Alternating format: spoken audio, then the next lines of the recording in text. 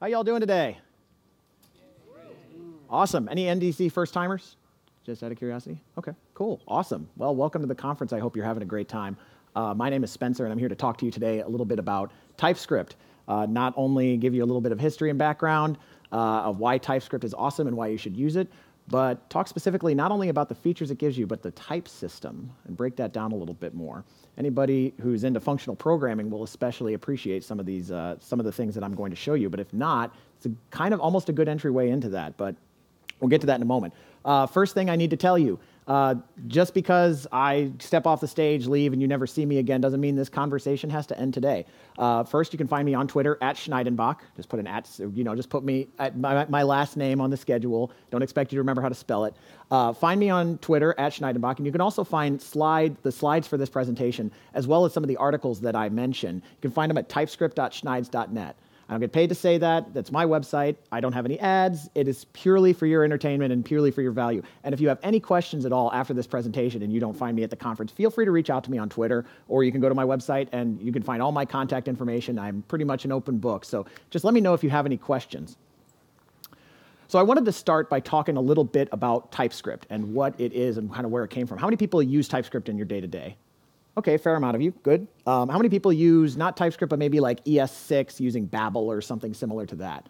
Okay, a few of you. How many people are just still using, plain ES5? No shame, you can raise your hand, it's okay. Okay, just a couple of people. I saw a couple of little hands, kind of little bit of, which is totally cool. So TypeScript is a superset of JavaScript created by Microsoft several years ago. And it was designed and engineered to really bring structure and meaning to your JavaScript code. It's supposed to help you by providing some compile time guarantees for your JavaScript. The most important takeaway from TypeScript is that it is a superset of JavaScript. That means all valid JavaScript is also valid TypeScript, and that's really important to kind of understand. And there's a lot of great reasons, if you're not using TypeScript already, which many of you are, there's a lot of great reasons to start using TypeScript. First thing is that it's the future of JavaScript today.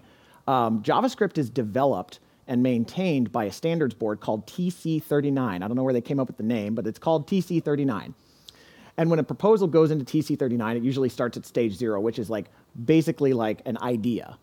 And it goes all the way up to stage 4. Stage 4 means this is going to go into the language, right? So it's a series of steps. And those steps take a long time to execute on. So async await is a great example of something that went through TC39, got all the way to stage 4, and is now a feature that is going to be in a future version of JavaScript. I think it's probably already available in using Babel extensions or something like that. But the problem with that is a couple of things. First of all, browser support, chief among them. Just because a feature has been said that is going to be the part of the next version of JavaScript doesn't mean that Chrome or Edge or Firefox is going to support it right away, right? So the other problem with that is that it takes a long time for that to happen. It could literally take years for those features to be developed and added to a browser. But TypeScript isn't developed in the same manner as JavaScript. It's developed by Microsoft.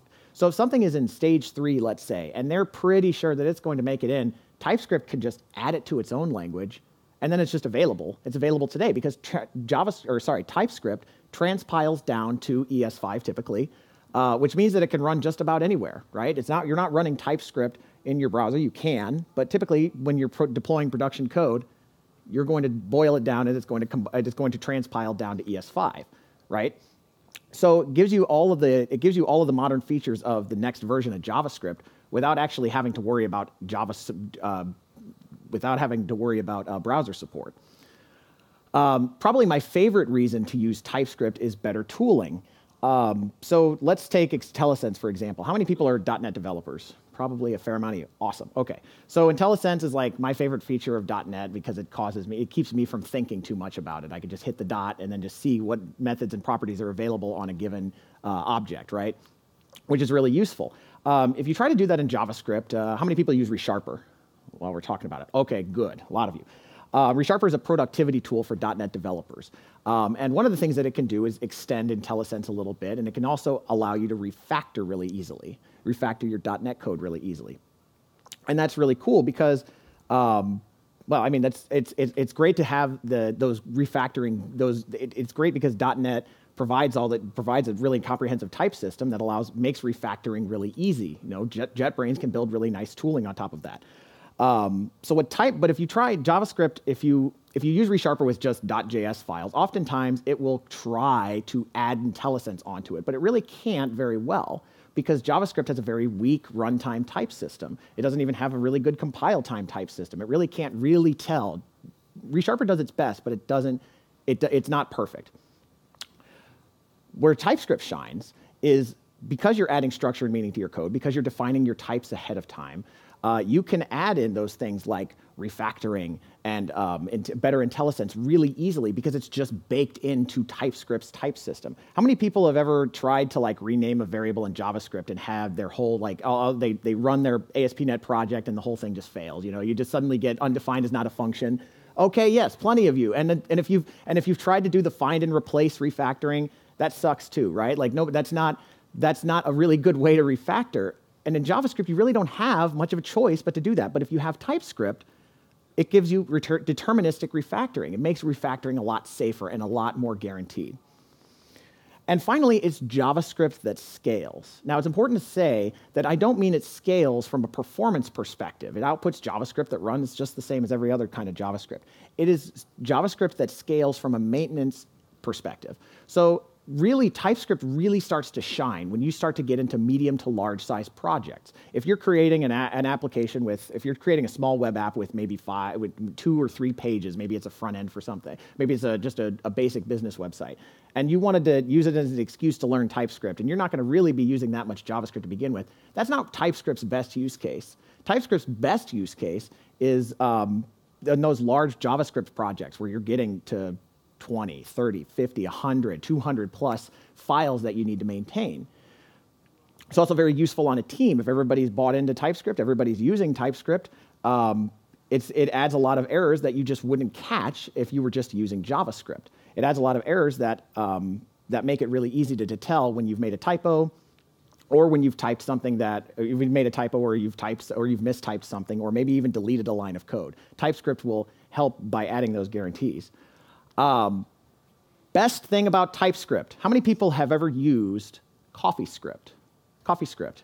It's kind of an older language, a little bit older. It's kind of died away. How many people have heard of CoffeeScript? Okay, great.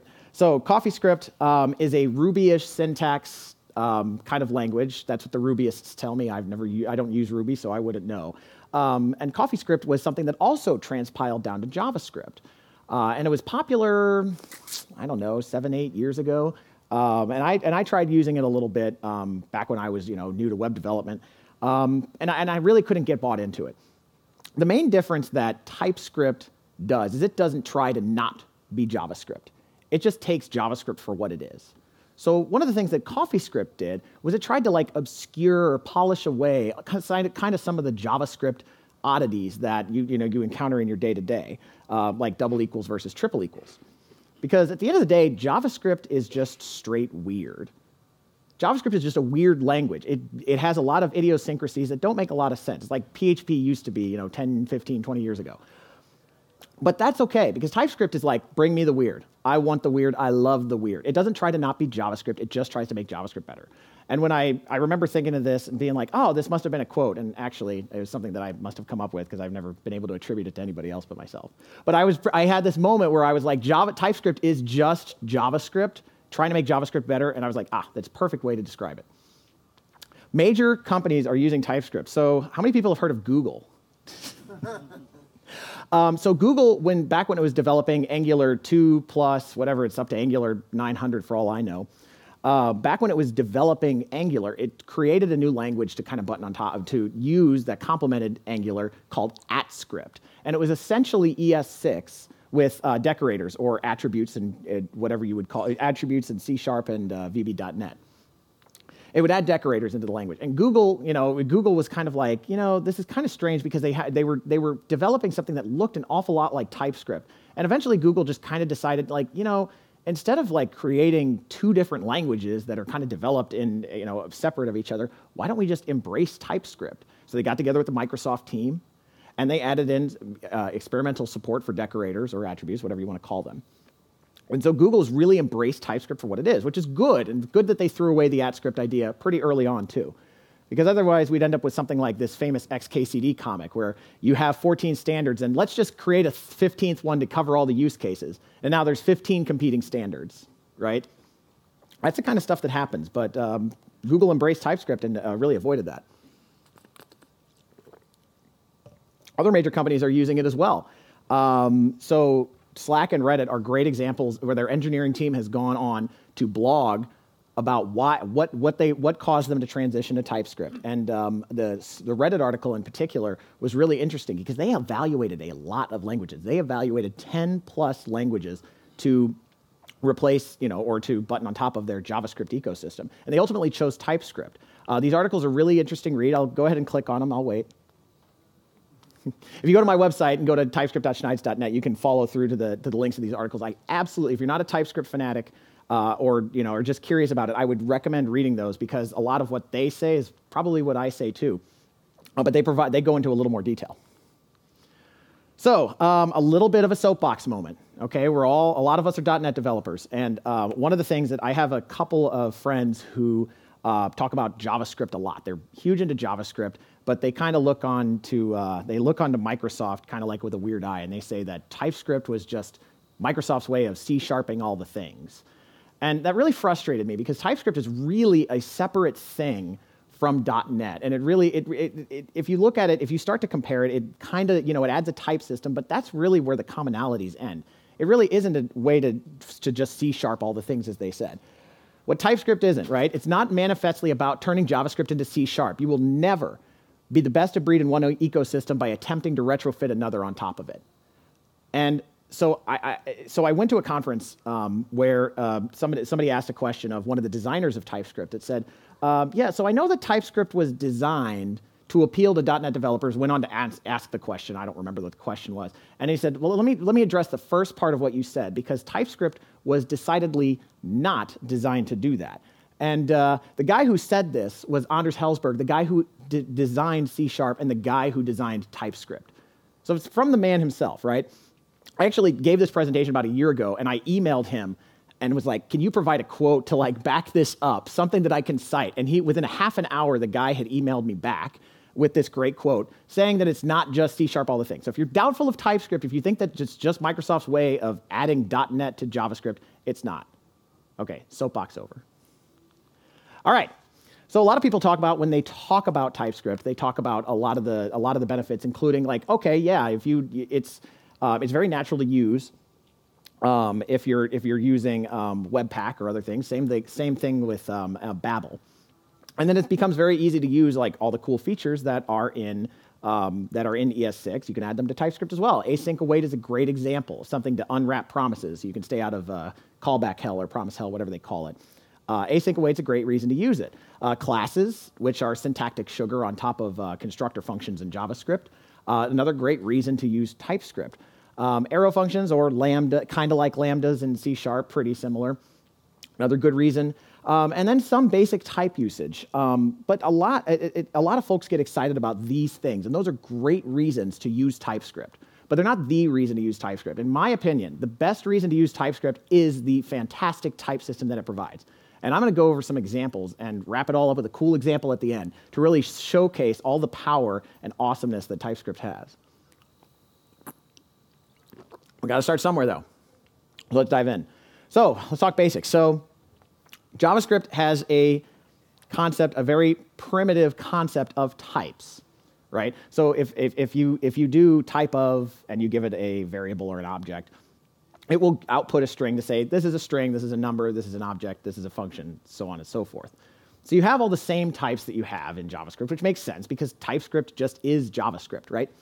You also have null and undefined, which of course we could write papers about. And then of course we have the array type. So none of that's really new.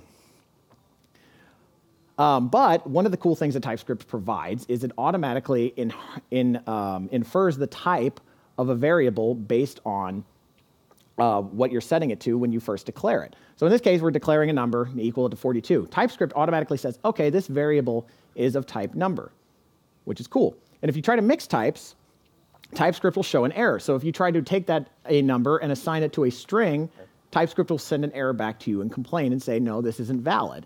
Now, the interesting thing about errors in TypeScript is because all valid TypeScript, or valid JavaScript is valid TypeScript, this will still transpile. This will still output some JavaScript. But TypeScript is just giving you an error. It's giving you something to telling you. It's setting up a red flag saying, hey, by the way, this thing that you've declared isn't, you said it was a number, just implicitly, so you can't set it to a string. So that's good. That's good that TypeScript's giving you those warnings. You can also be explicit about it. So we could declare our a number equal to 42 and give it what's called a type annotation. Now, you can do that in C# and by replacing the var, if you're a fan of var like I am, replacing the var with the type, of course, but that's really would be altering like a JavaScript in a fundamental way. So instead, they gave it syntax for easily and conveniently adding a type, what's called a type annotation. And you can say that this variable is of type number. Now, most of the time, you don't need to do this. If you declare it on the same line, you don't have to do this explicitly. But it is useful if you declare a variable and you're not setting it in the same line, right? You're saying that this variable will be of this type. Cool. Awesome. Explicit types are really useful for when you're refactoring. So let's say that you took in what I'm talking about today, and you were like, you know what, I'm bought in. I want to know about TypeScript, and you start renaming all your JS files to TS, right? So you're going to start getting errors. You're going to start getting things that are kind of make you feel bad about yourself a little bit.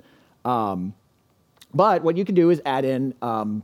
You can add in a type annotation for what's called the any type. And any type, how many people use dynamic in C# or late binding in VB.NET? Okay, a few of you. So basically the dynamic keyword says, I'm not in C# says, this variable, I don't know, I'm just going to assume that you're going to type and know what you're talking about, and I'm not going to do any compile time checking on this variable. You can declare it as dynamic, and it's basically, you can start calling methods and properties on it. Now, if they don't exist, that'll throw a runtime error, right?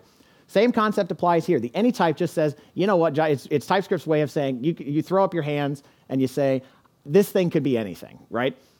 You don't commonly use it in what I would call greenfield TypeScript development, but it's really useful here when you're doing that gradual refactoring. So you want to see some of those errors disappear. You want to get them. You want to take away the most critical ones. Maybe you're looking at a variable that you know is going to have X, Y, Z behavior after you've run it, because you've run that piece of code a million times. So you might add the any type to just get that error out of there, right? It's a good way of gradual refactoring. So that way you can really focus and hone in on the things that really matter.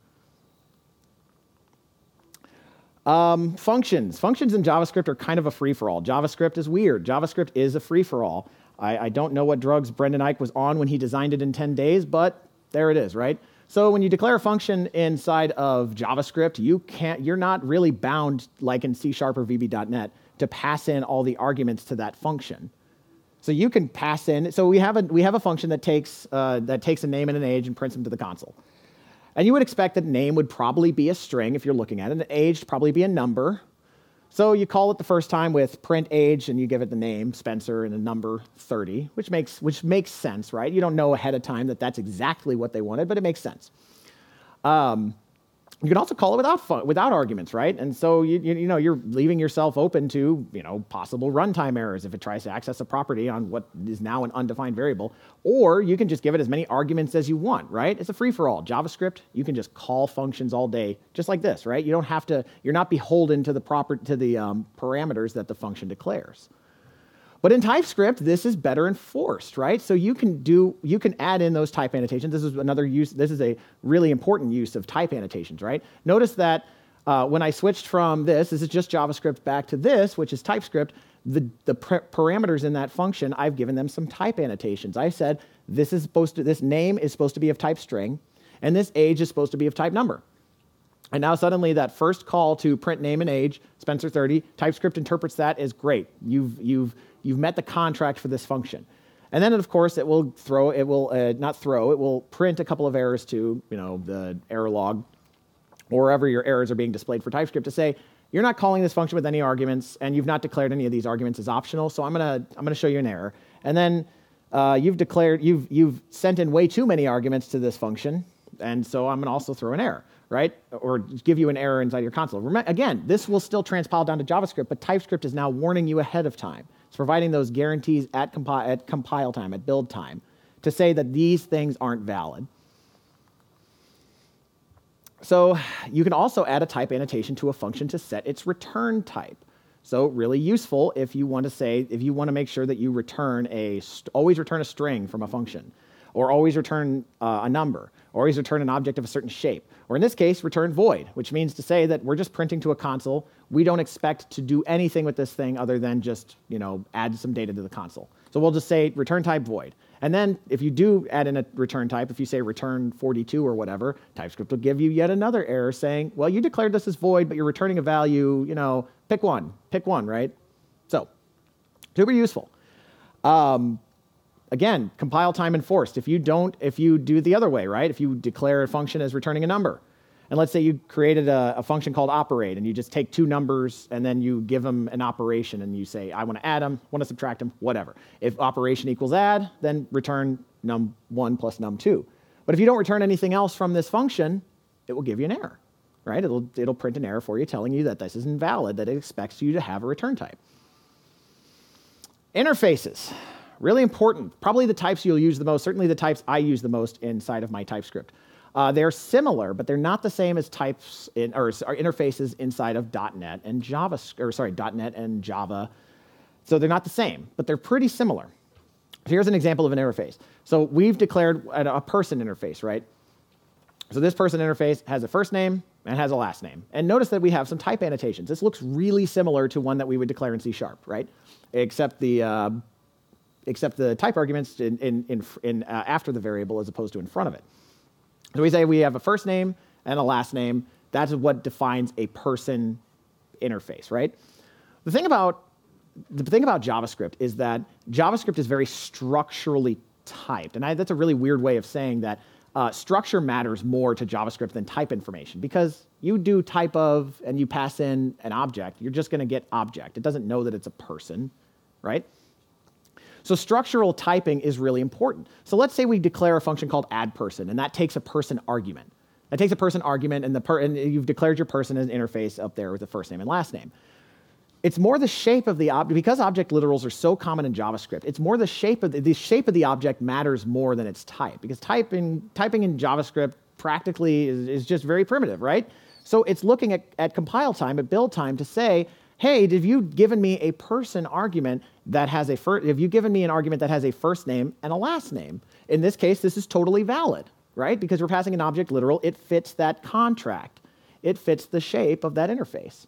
If you try to leave off the first name, if you give it, or the last name, and you give it just a first name with Matt, and you give it an object literal, it will give you an error and say, no, this doesn't meet the contract. This doesn't meet the defined contract that you've given me, that you've declared for this interface. It's called a quality called duck typing. If it quacks like a duck, walks like a duck, and looks like a duck, it's probably a duck. Usually never fails to get a laugh or two. All right.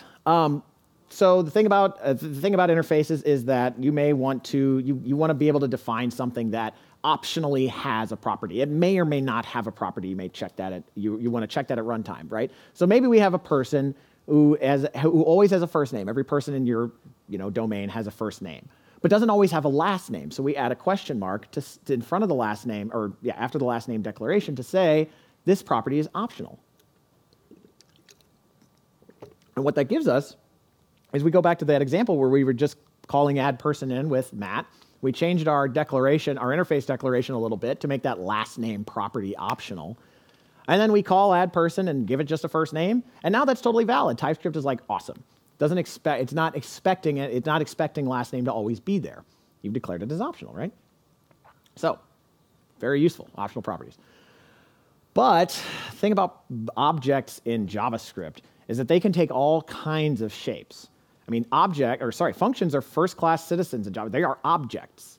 Functions are objects and can have properties and even other functions attached to them, right? So we want to be able to declare an interface that really says that, hey, this thing that I'm declaring can also maybe be a function. So let's take this syntax, just a little bit different, right? Instead of declaring a property name, we give it a parentheses at the beginning and end, give it some parameters with some type annotations, and then we say :void, right? So this is declaring the shape of a logger function, right? So this is what that might look like. If you declared your logger interface and you said, oh, this is going to be a function, it takes in 2 strings and doesn't return anything. So now we can set that logger function to we can set a new variable to a logger function, give it a type annotation that says this is a logger, and then TypeScript will say, oh, you said that this will be a logger, so I expect this function will have this particular shape. It takes these arguments and doesn't return anything. So pretty cool. It's really important when you get into things like jQuery. How many people have used jQuery? How many people still extensively use it or use it at all? Okay, no shame, just to be clear, right? jQuery is like duct tape. It fixes everything. So I still use it occasionally too. So in this case, jQuery has a lot of different things. It at its core is a function where you give it a selector and it returns a list of elements, right? And it could return. You can give it a context as well. We're just keeping this example simple. Give it a selector, an ID tag or something like that, and then it returns a jQuery element. But jQuery also defines functions that are really useful. It defines .jQuery.ajax, which allows you to conveniently make Ajax calls without, newing up an XML HTTP request. It also has extends, where you give it two objects and it returns a new object that gives you the properties of those objects of the object that you passed in first. It gives you all the second and third and fourth and so on. So really important for declaring this jQuery interface can now represent everything that jQuery represents. If you're importing the jQuery library, if you're using that duct tape to patch together your web application.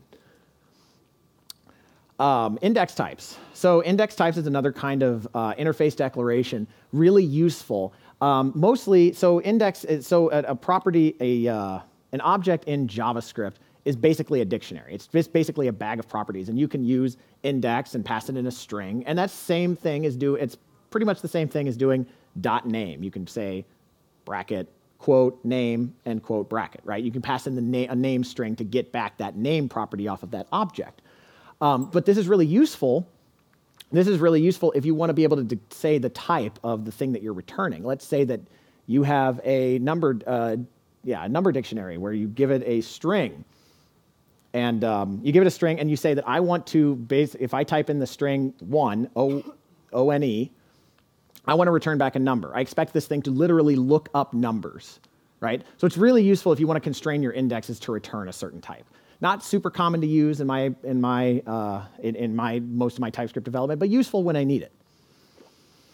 Runtime impact of interfaces. So interfaces is strictly a TypeScript concept, not a JavaScript concept. So when your interfaces are transpiled, because some usually declare interfaces in separate files like I would in C#, it doesn't compile down, it doesn't transpile down to anything because there is no runtime impact of interfaces.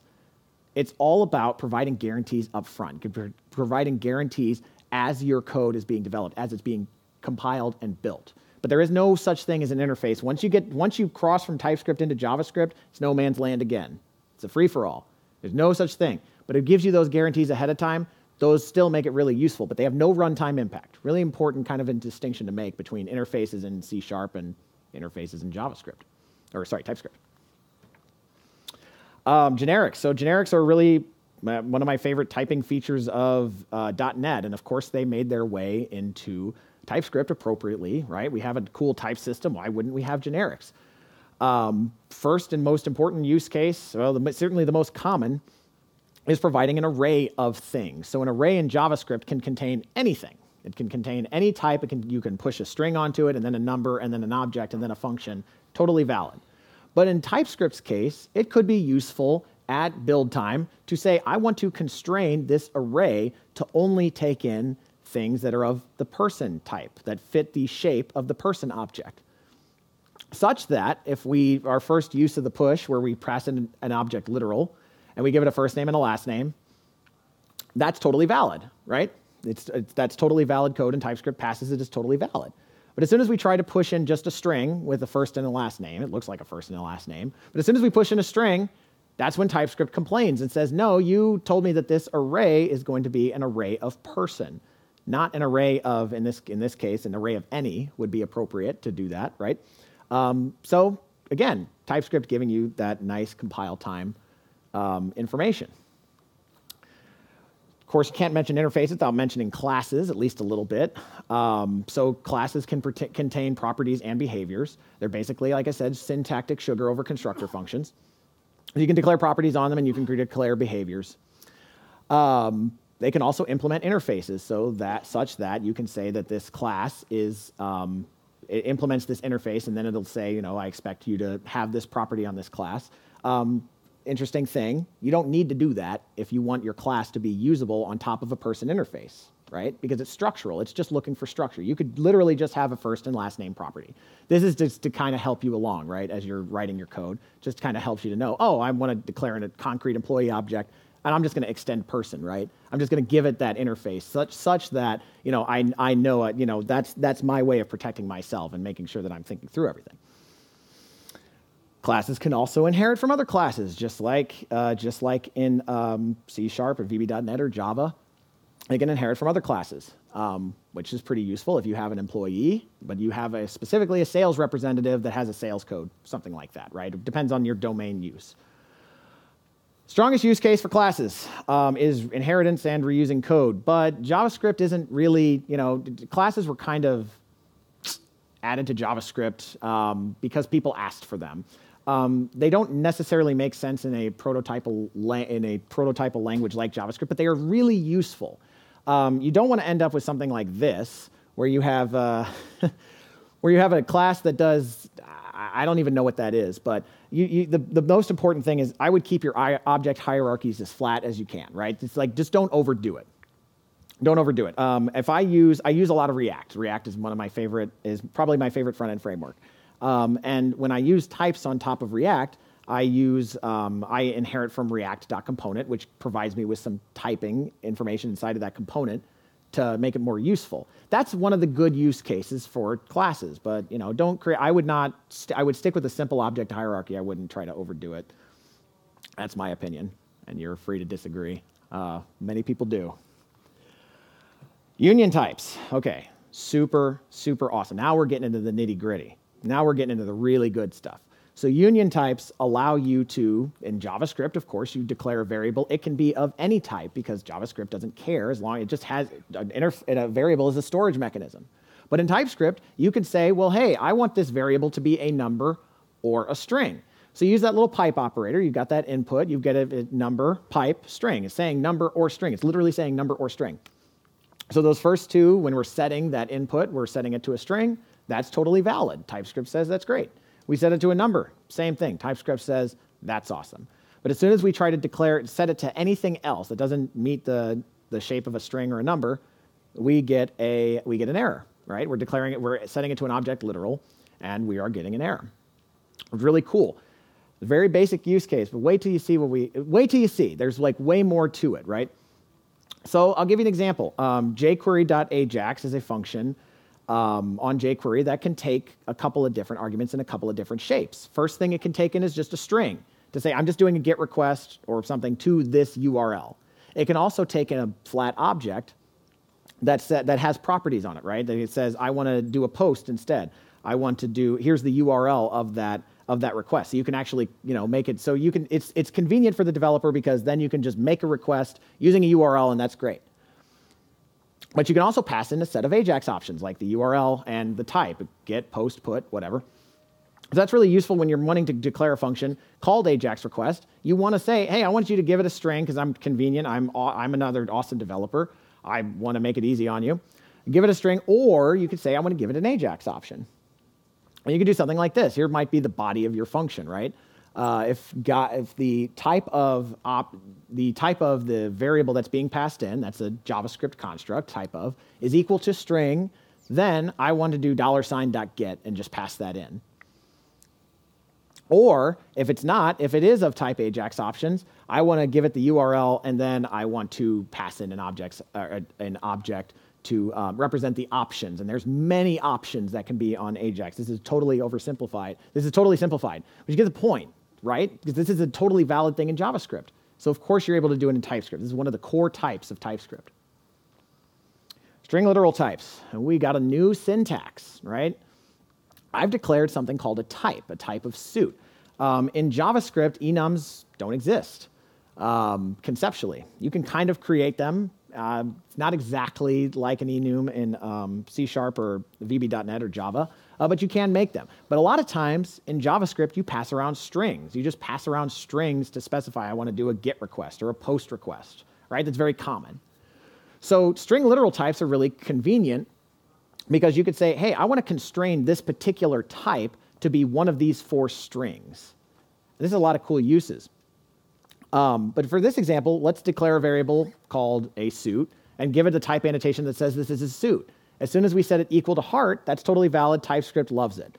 But as soon as we do the same thing on the next line, where we try to set it to 4, right, a card rank as opposed to a suit, that's when TypeScript gives us an error and says this isn't valid. And again, this is really respecting what JavaScript is, right? A lot of string literals being passed around to modify the behavior of a certain function. So really cool. A real-world example of that, let's say that you're returning some C#, you're creating a web API in ASP.NET or ASP.NET Core, and you're wanting to return an enum called security clearance and say whether or not this particular person has a particular security clearance. You want to serialize it in enum in JavaScript, unless you're keeping track of top secret equals 0, lowest equals 1. You probably don't want to do that, right? Like you want to serialize it down to a string. It's probably in the JavaScript ecosystem, that's what it would expect. So this would be a perfect use case to say, like, okay, now I can declare the same thing, a string literal called security clearance, and set it equal to top secret or lowest, right? And you can get those same compile time guarantees when you model your TypeScript object after your C# one. So really world use case. I always deserialize enums as string literals when I'm consuming them in JavaScript, almost always as a rule. So now we got to talk about. We're getting really now into the hardcore like type stuff that TypeScript has. So we want to talk about this things called a type assertion and type guard. But before we do, just a quick JavaScript lesson. Let's talk about instance of and type of a little bit, just a little bit. So type of, when you do it as an operation on an object or something, on an operation, on a particular variable or a declaration, it returns a string, and it's used to compare primitive types. This is a chart of what you should expect to get back if you pass in a particular thing to type of. Type of quote, ASDF end quote, returns a string, 1, 2, 3 number, function returns function. Of course, my favorite one is type of undefined equals undefined, and then type of null equals object, which makes sense, but it's another part of JavaScript's weirdness, right? So really basic type comparison that's available in JavaScript. TypeScript is contextually aware of when you're in a type of block. Now, this is really cool. You don't get this in C#. You don't get this in VB.NET. This is like really cool stuff. So let's say that you've got a function that has an argument where you just give it any argument. You just want it to be able to throw anything at it. Maybe you're refactoring. And you've said that if this argument is of type string, then I want to log that thing in lowercase of the console. Now, hold on a second. Check out that block. That's just really cool. TypeScript knows, because you've said if type of arg equals string, it knows that within that block, that variable is guaranteed to be a string, right? So now you can have IntelliSense, and TypeScript accepts this. It says, oh, you've said this is a string, so argument, obviously now we have the myriad of functions that are available on strings, including .to lowercase. So really useful. Or just call console.log and just log that argument to the console. So really cool. It's able to derive the context, using that context, it's able to derive the type as you're typing it at compile time. So really useful. And you don't have to do that, if type is string and then declare a separate variable like you do in C# VB.NET. TypeScript just knows. Really awesome. Instance of inspects the prototype chain. So if you have a constructor function or a class that has, maybe you're inheriting person to employee, you can say, let person equals new person in JavaScript. And then you can say, is it an instance of a person? True, yes. Is it an instance of a date? False. Okay, so far so good. A couple of weird things about it though. First of all, there's really just there's no sophisticated runtime introspection on types in JavaScript. And especially when you start mixing in TypeScript, it doesn't really make sense. So if you wanted to say, let's say we have a new employee object, and we just give it a first name, John. And then we declare an interface or we declare another variable where it's structurally an employee, but technically is not an employee type in JavaScript. If you did type of employee, it would return object. If you did employee instance of, is it an instance of the employee class? Yes, it is. Is employee structurally an instance of employee? No, because it's looking at the prototype chain. It's looking at the prototype of that object literal and saying, oh, in no place does this have the employee prototype on it. So this is not an employee. So again, not incredibly useful, especially when most of JavaScript is like declaring and passing around object literals.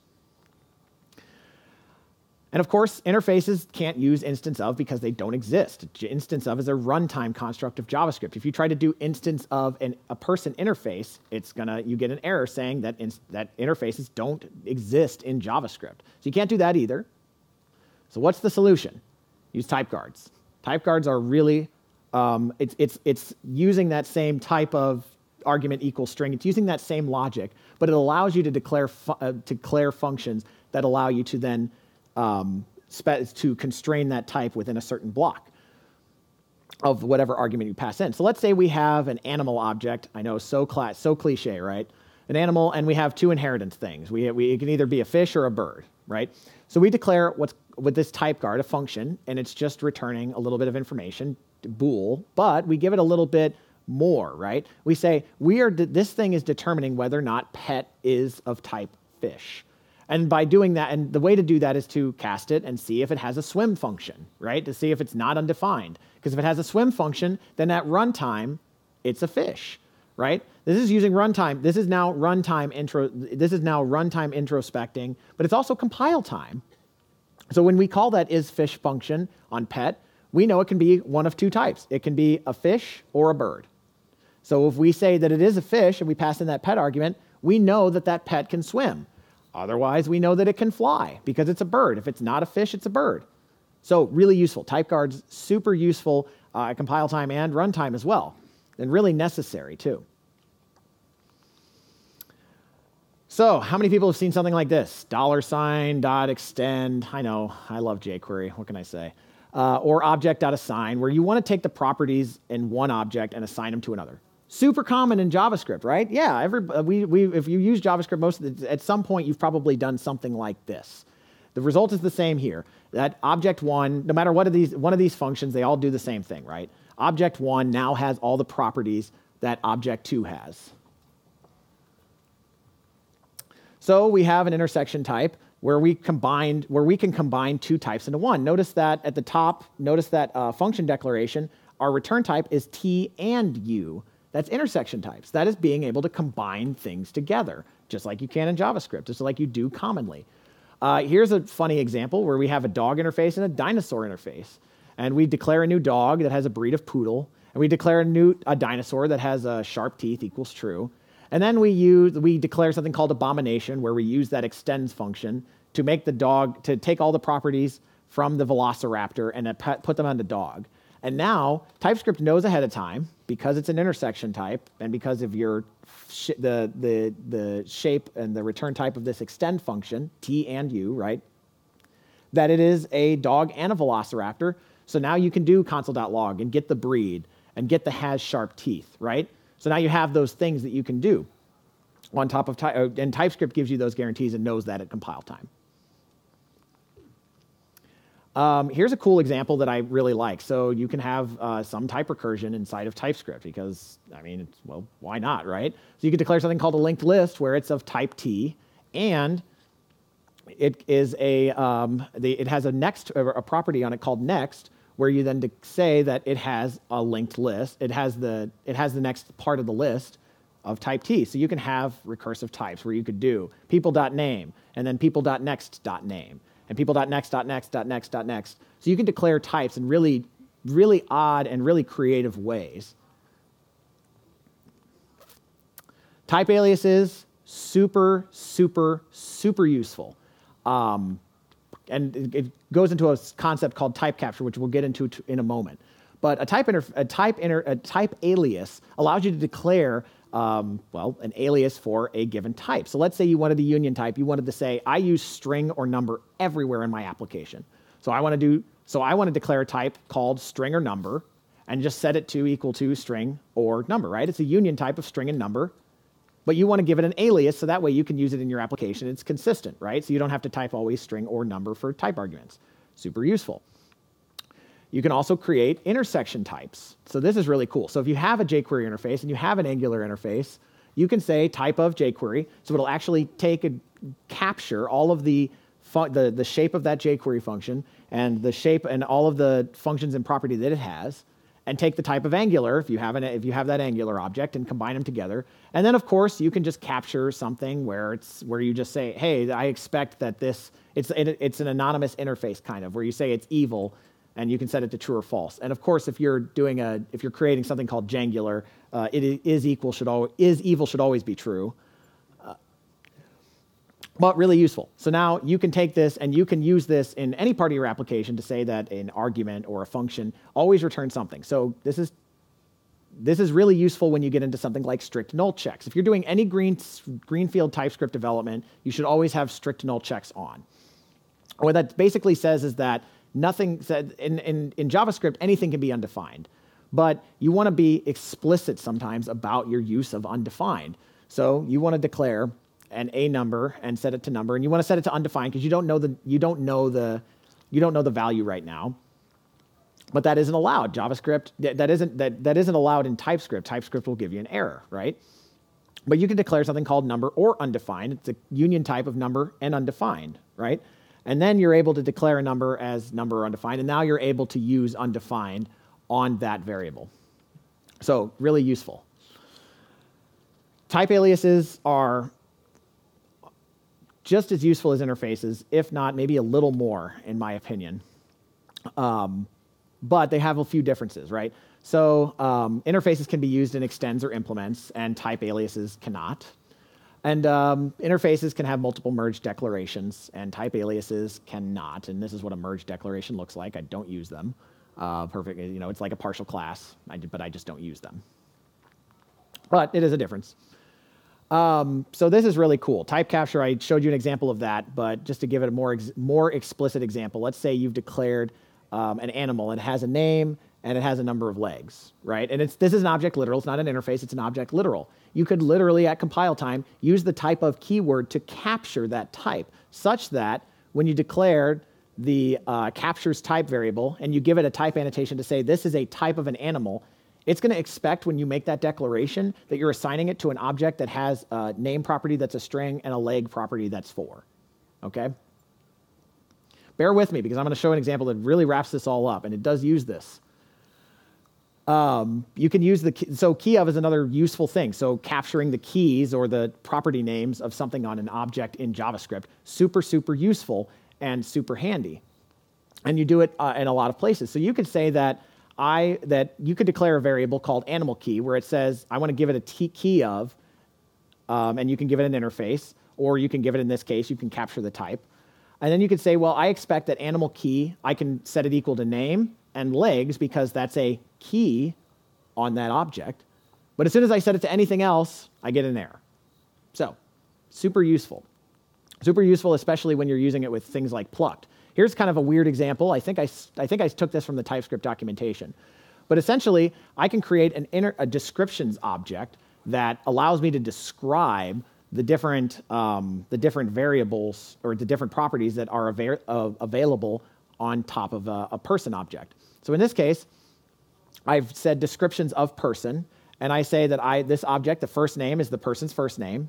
Right? It's taking that straight from that person interface, right? It's using that key of to take that straight from the person interface. And then I set it to the age, and I say how old the person is. So pretty cool example of using key of, and especially with index types. Really creative.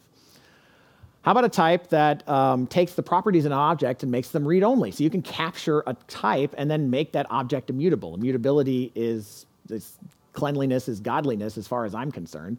So this is awesome. So if I want to create a read-only person, I can get that person interface, capture it, and then say you can't reset later after declaration. You can't set any properties on this read-only person object because I've declared this thing as read-only. Syntax, it gets a little confusing. Practice makes perfect, right? Like I would suggest going to the TypeScript playground if you're not familiar with this and look at it. Don't get too keyed up on the syntax now because it does get rather esoteric. Here's an example of using Pluck. So if we wanted to take Pluck is a fairly common operation that you may do on an object where you just want to take some properties from that object and return them to you, right? So you might from the person, you might want to take the first name, right, and just return an array that has that first name property. Or you want to take the age and the unknown, right? Age, you want to take the age property as well, the first name and the age property. But if you give it an age and an unknown, you've declared your Pluck function such that you've passed in a person. There is no key called unknown, so it gives you an error. Super useful. It does use a generic constraint. Yes, TypeScript has generic constraints as well. Same thing as C#. You know, when you do the where T is a class or has a new, it has a parameterless constructor. Has the same thing. Again, don't get worried too much about the syntax. Worry more about the capability, which is really awesome. If you have that, I don't use things like Pluck. I don't use them very often, but it's nice to know that they're there. Discriminated unions is possibly one of the most useful things in any language ever. So let's say we have an interface. We notice that instead of declaring a kind of a type, right, like a number on this property, we have a kind property that is a string, right? So this is a discriminated union. Literally, if we declare something called square and we give it a kind property equal to square, that's a square interface. And this allows us to do some really cool stuff. So we've got a square, which has a size, because squares all equal sides. Rectangle, which has a width and a length, that could be different. And then we declare a union type that says circle or rectangle or square. When we do that, let's say we declare a function called that takes in a shape, and then we do a switch statement on that kind property. Discriminated union, TypeScript knows ahead of time, hey, if it's of type square, then I know that I need to take, for the area of that square, I know I need to multiply size by size. Or for the case of a rectangle, I need to multiply height by width. And that's really cool because TypeScript does this all at compile time. Really awesome. It allows you to get exhaustive type checking, kind of like pattern matching in F#. It gives you exhaustive type matching using the never type. It is basically something that can never be, which is really kind of a strange thing until you look at that previous example. Let's say that we have a assert never function that basically we pass in and we say, we know, the TypeScript compiler knows that this thing that's passed in, this function will basically never be called, should never be called, because it's taken in a never type. So as soon as we do switch s.kind, we can get exhaustive checking at compile time to make sure that we've covered all of our circle, square, and rectangle use cases by saying assert never, because that shape does not exist. And that is important because as soon as you do something like triangle, you add triangle to your union type, that's when this really protects you, because now TypeScript says, hey, you haven't handled the triangle kind. Gives you that exhaustive checking at compile time. Really, really useful. So let's wrap it all together with a real world example. And I do this stuff. This is what I do in TypeScript all the time. So let's say I'm a .NET guy. Most of you are .NET folk. So let's say we have a post request where we're creating a person. We want to create a person object, and we say the first name and last name are required fields on that object, right? And we have a controller declaration that says, well, once we get that post request, we're going to process it. If model state is valid, then we're going to create the new person and then return the ID of that person to the client. Or if any of these variables are not, let's say we passed in null for first name, or we didn't pass in anything at all, that required thing on model.isValid triggers and says this is not a valid thing, so I am going to return a bad request. Like, I need the first name. I need the last name, right? So already we've declared something that can return two different objects in two different shapes, as it were. We declare something that returns an object that has an ID property, or we return a bad request and whatever shape that comes in. This is what it would look like, right? This is how the object would be returned in the JavaScript. You got an ID property on one and model state, and then the key value of first name is missing. So return that error message saying the first name is not there. So now we model that request in TypeScript. We have the same thing. Person post request, it's just an interface, the first name and last name. Yes, there are libraries that will read your C# classes and generate TypeScript for you. That's another show. But let's just say, for example, that we're modeling it ourselves. So we model that person post request in TypeScript. And then we model the responses, right? We model that the person OK response will return an ID that returns a number, or we'll have a bad request response that returns a message, or it can return a model state. Now, this is really interesting. That model state is using that key of and using it in an index type to say, well, the person post request has a first name, so I expect that the first name property should be on this model state, could be on this model state, and that it will return an array of string, just like it does right there, right? We modeled that in TypeScript. We've got it in C#. We've got it in TypeScript, and now we say we've got our post request, we've got our bad request response, and then we say that, well, we wrap that all up. We know that the person response, when we're creating that object, will either have an ID response or a bad request response. So we create a union type to model that in TypeScript, right? So we create our request method that does something, right? It goes and does a post request, and then it returns the JSON as a promise, and then it returns a promise that says this is a person response. It's either not, at this point, we only know that it returns something, that is an ID response or a bad request, right?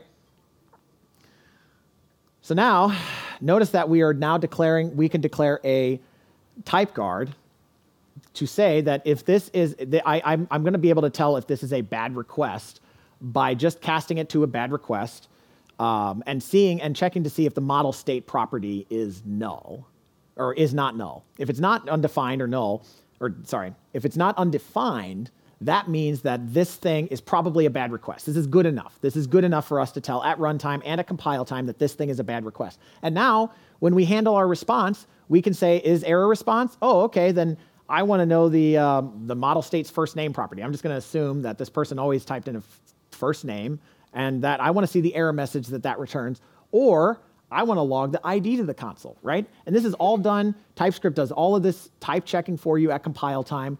So you get IntelliSense, you get the good tooling, you get IntelliSense, and you get protections. Yes, sir? Can I ask a question? Yes, sir, absolutely. When you come from an OO background, you could also solve this problem like with polymorphism, right? You could have some interface you implemented on two types instead of doing a type union and then calling that method here. Can you say a little bit about why you would do it like this, or when you would do it in the other way?